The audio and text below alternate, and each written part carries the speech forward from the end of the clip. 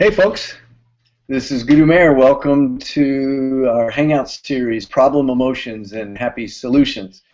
This is the second of a series of 6 that'll take you through a process to help you learn to find the guidance, the healing that are in your emotions. And this is something that I hope that every human being could learn to do, because we all have this great gift through the power of our feelings.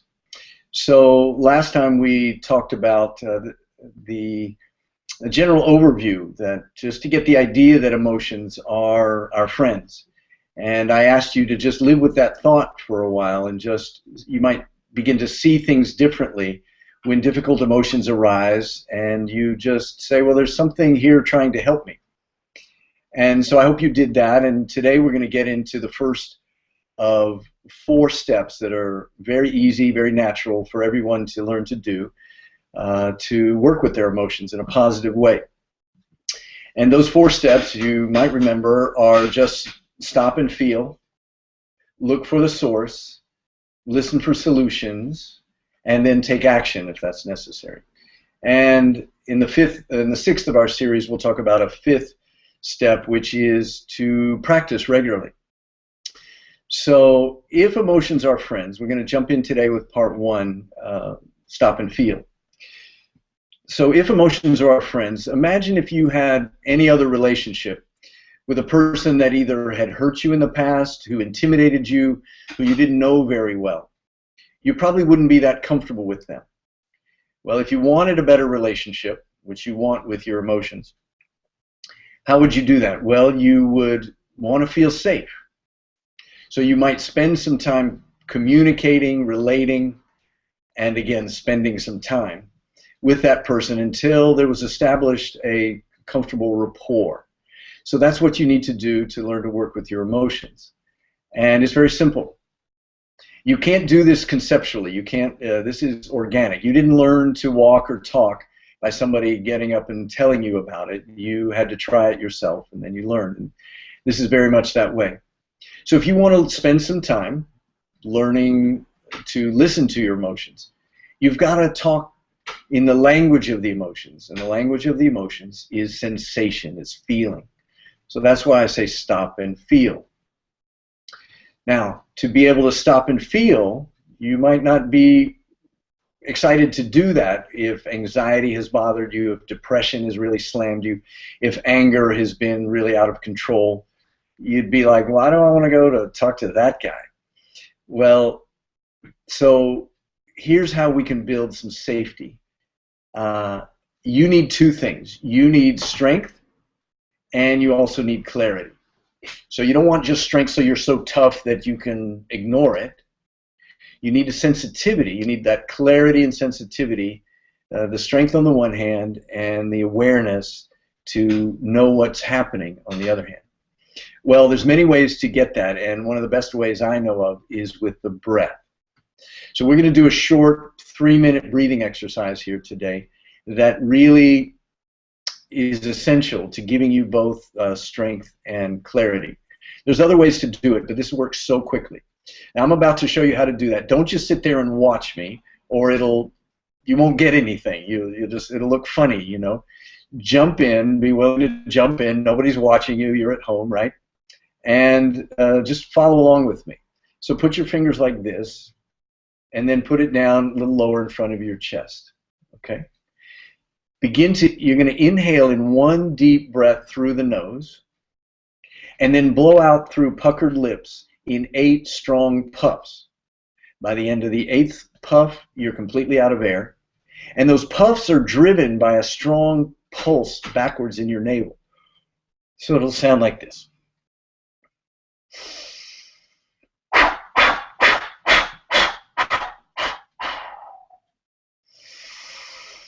Like that, okay? So we'll start in a second. Do it really good and strong. Just experiment in the privacy of your own room there. I call this create a safe space. It's an ancient technique. It's very, very simple. So join me now for just 3 minutes, and let's create that safe space so you can work with your emotions. All right? Here we go.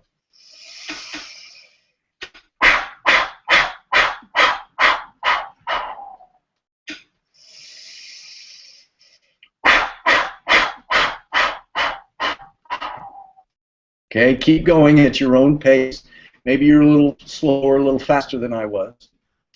But I'm just going to talk you through it a little bit, as well as give you some silence so you can just be in it.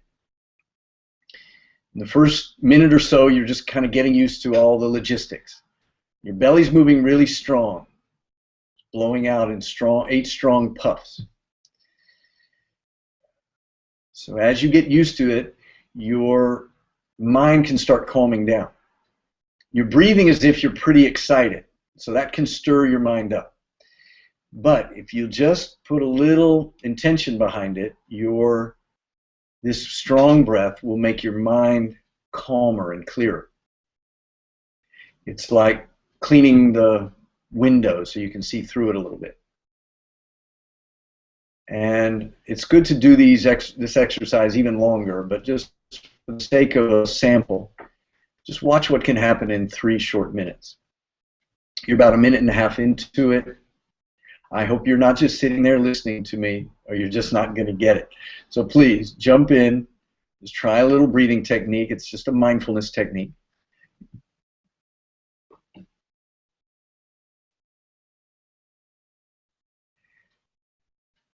And now in our 3rd minute, I'm going to ask you to keep going, assuming you can still hear me over that loud breathing you're doing. If we're going to relate to these emotions and make them our friends, we need to let them talk to us, so that we need to let ourselves feel. Now, oftentimes, okay, so we're not going to avoid it like we often do. So if anything's bothering you, you've got about 40 seconds to keep breathing.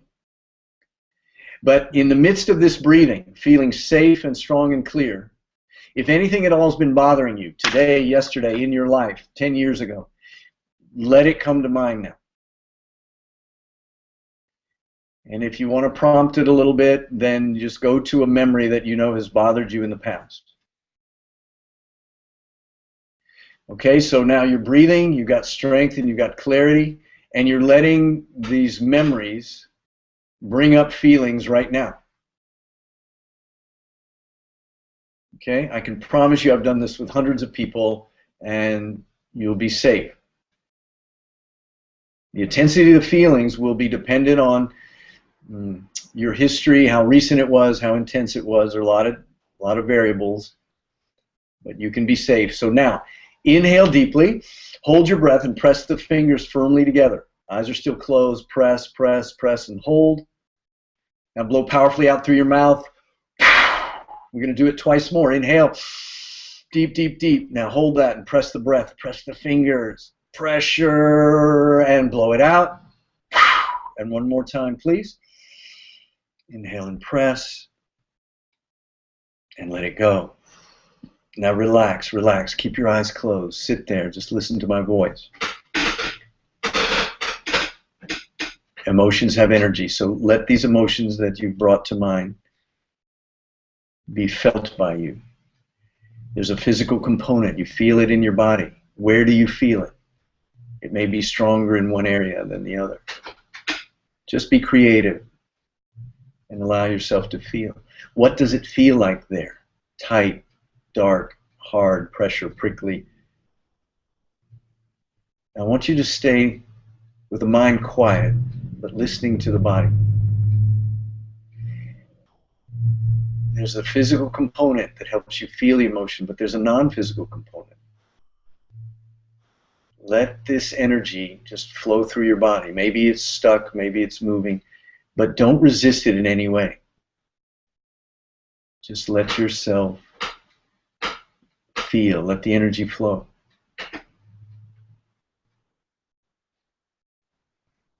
Now, if it's really intense, really strong, it's uncomfortable. So I understand it's uncomfortable, but it's not harming you. I want you to have the experience that you can handle it. Your difficult emotion is not the problem. It's trying to direct you to a problem.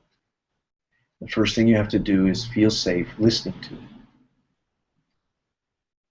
Now, in this little experiment, you may not have enough time to feel safe and get a little comfortable with it. But you can practice this longer on your own, and what you're going to find is that when you let it flow, you don't resist it, but you also keep your clarity. You don't let it take over. That you can handle it. You can handle your emotions. And remember, they're here to help you. They're so strong and uncomfortable to get your attention. And that they've done.